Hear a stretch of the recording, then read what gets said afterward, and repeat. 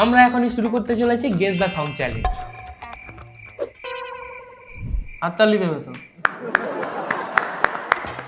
এই খেলার simple rule হলো, আমি 3টে ছবি আঁকবো, স্নেহা 3টে ছবি আঁকবে।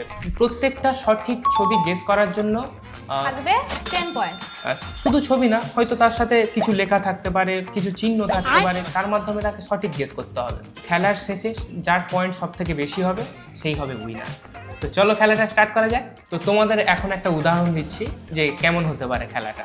যেমন আমি এইটা ড্র করেছি, দেখো এখানে আঁকা আছে, চিহ্ন আছে।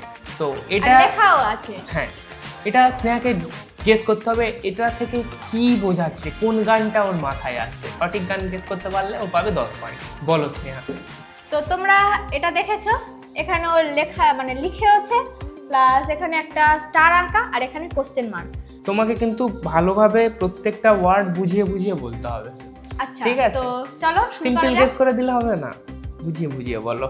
তো ব্লু, ব্লু মানে ব্লু হতে পারে বা নীলও হতে পারে, নীল।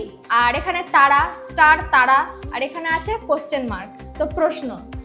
তাহলে গানটা হতে পারে যে আমায় প্রশ্ন করে নীল ধ্রুব তারা।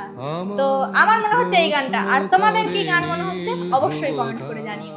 একদম সঠিক উত্তর, 7 কোটি টাকা জিতে গিয়েছে স্নেহা। এই হচ্ছে একটা সিম্পল উদাহরণ দিয়ে তোমাদের বুঝিয়ে দিলাম। এই ইন্টারেস্টিং সিরিজটা পুরোপুরি দেখতে চাইলে চ্যানেলটিকে সাবস্ক্রাইব করে রাখো, শীঘ্রই আসতে চলেছে এই চ্যানেলে।